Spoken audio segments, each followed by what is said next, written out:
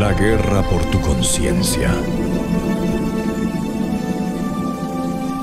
Y si te dijera que muchos de los caminos espirituales que hoy sigues, lejos de la religión, no son una liberación, sino el eco de una ingeniería social creada mucho antes de que existiera la historia.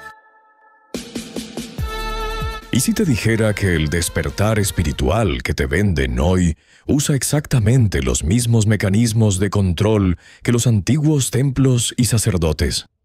Solo que ahora tiene nuevos nombres, nuevas palabras, nuevas etiquetas.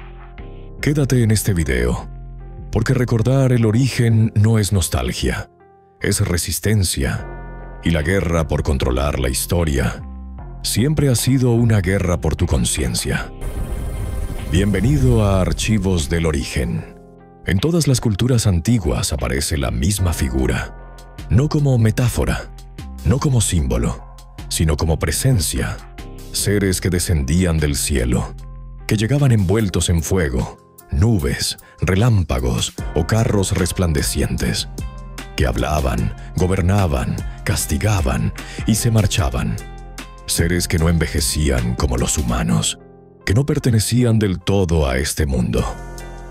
Los llamamos por nombres distintos, pero cuando observas con cuidado sus historias, descubres algo inquietante. Todos se comportaban igual. En Mesopotamia los llamaban los Anunnaki, en Egipto eran los Neteru, en Grecia los Theoi, en la Biblia los Elohim, en la India los Devas, en Mesoamérica los Teotl. Lenguas distintas, rostros distintos, la misma psicología. Todos venían de lo alto. Todos reclamaban autoridad sobre la tierra. Todos exigían tributo.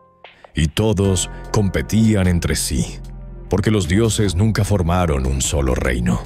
Los textos más antiguos no hablan de un dios solitario. Hablan de asambleas, consejos, panteones, cortes celestiales. Hablan de jerarquías, alianzas y rivalidades. En Sumeria, los Anunnaki estaban divididos por funciones y dominios. En Egipto, los Neteru luchaban entre ellos por el control del orden del mundo. En Grecia, los dioses del Olimpo derrocaron a los titanes y luego pelearon entre sí por poder, celos y territorio. En la Biblia, el Elión reparte a las naciones entre los hijos de Dios, como si fueran feudos. El planeta no era una creación compartida, era un territorio repartido.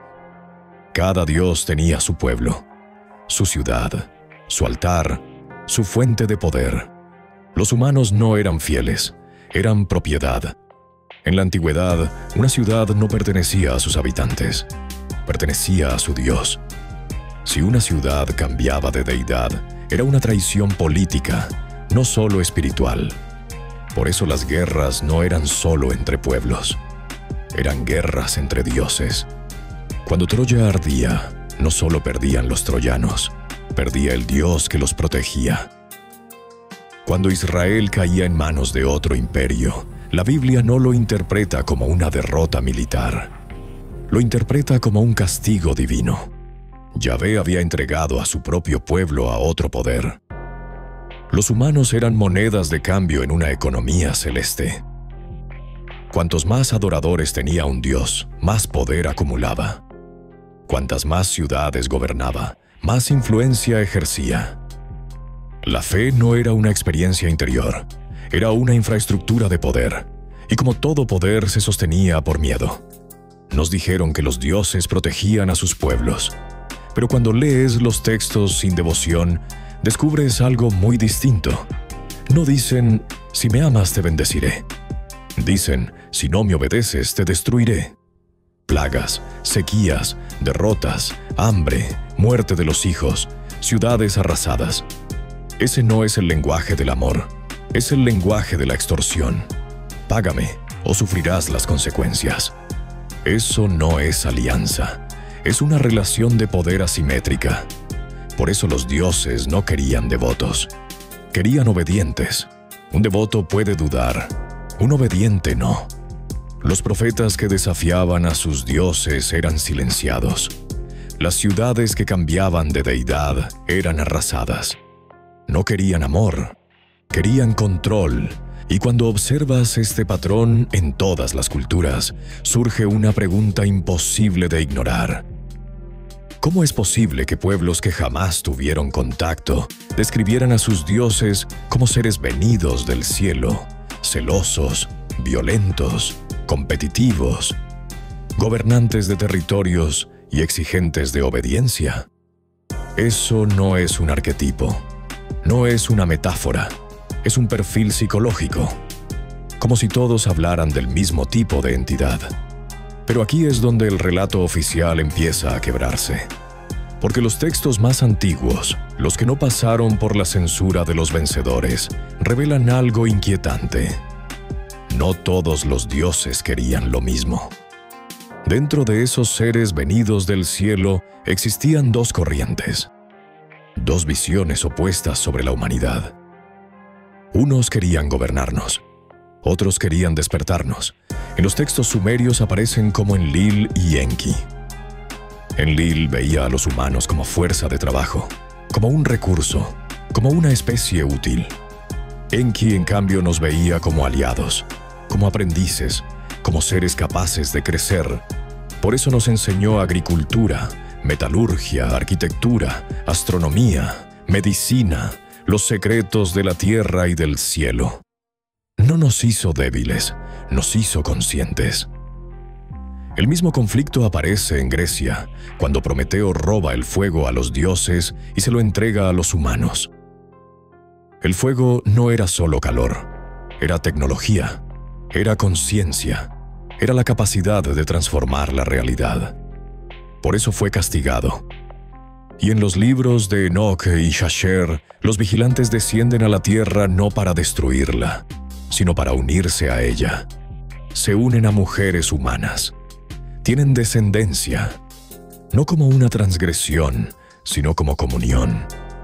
Porque para esos dioses, la unión entre cielo y tierra no era corrupción, era expansión. Sus hijos eran gigantes, híbridos, no porque fueran monstruos, sino porque portaban dos linajes de conciencia. Eran más fuertes, más lúcidos, más difíciles de controlar. Y eso fue lo que los condenó. La historia posterior los llamó abominación, los llamó pecado, los llamó caída, pero no fueron condenados por lo que eran. Fueron condenados por lo que hacían posible. Una humanidad que ya no necesitaba dioses. Por eso fueron llamados los caídos. No porque perdieran su naturaleza, sino porque desobedecieron el orden de dominación. Y fíjate en esto, no eran distintos de los otros dioses.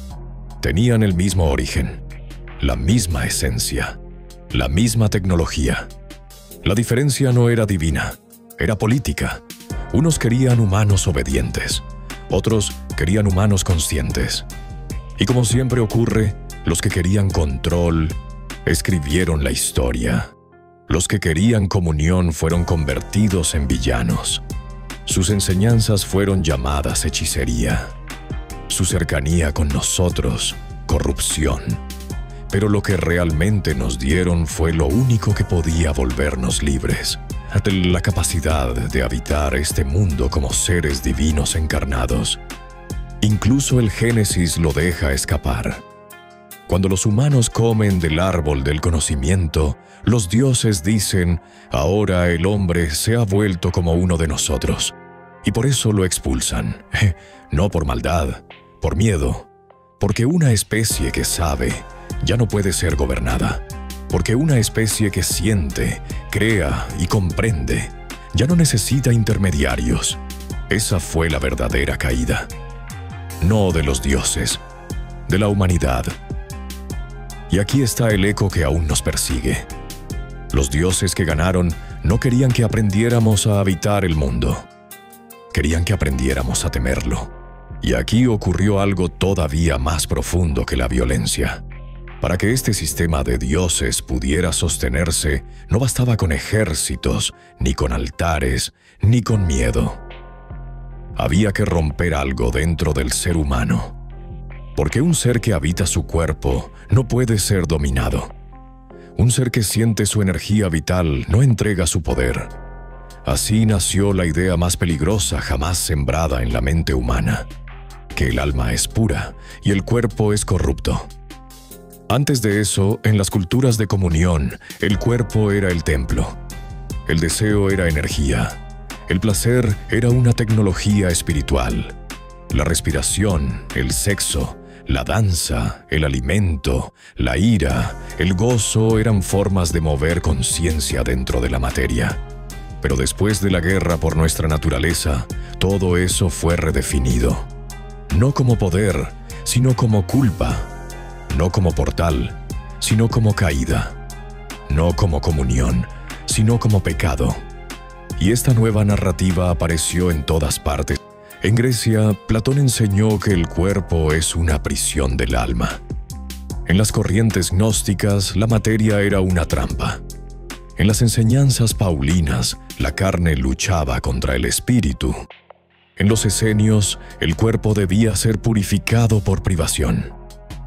En los monjes y ascetas, el placer debía ser castigado. Distintos nombres, la misma doctrina. Separarte de ti mismo. Porque un humano dividido es un humano gobernable. Si crees que tu deseo es sucio, alguien más puede decidir cuándo y cómo usarlo. Si crees que tu cuerpo es corrupto, alguien más puede decirte cómo vivir en él. Si crees que lo divino está fuera de ti, siempre necesitarás un mediador. Y así la humanidad dejó de habitar la tierra como seres sagrados encarnados y comenzó a intentar escapar de ella. Esa fue la verdadera victoria de los dioses que ganaron la guerra. No dominaron nuestras ciudades. Dominaron nuestra relación con nuestro propio cuerpo. Querían que huyéramos del cuerpo, que desconfiáramos del placer, que separáramos el espíritu de la materia. Y mira el mundo espiritual hoy. Te enseñan a escapar, a irte, a elevarte, a abandonar lo humano. Eso no viene de los dioses que querían nuestra expansión. Viene de los que querían nuestra sumisión. Porque quien habita su cuerpo con conciencia es ingobernable. Quien conoce su energía vital no puede ser domesticado. Y eso es exactamente lo que los vencedores del cielo no podían permitir. La guerra por nuestra naturaleza se libró allá arriba, mucho antes de librarse aquí abajo. Y en el próximo capítulo veremos cómo los vencedores crearon un sistema para asegurarse de recibir su tributo. Un tributo que no es simbólico, es oscuro, es energético y sigue activo hasta hoy. Los sacrificios que agradan a los dioses.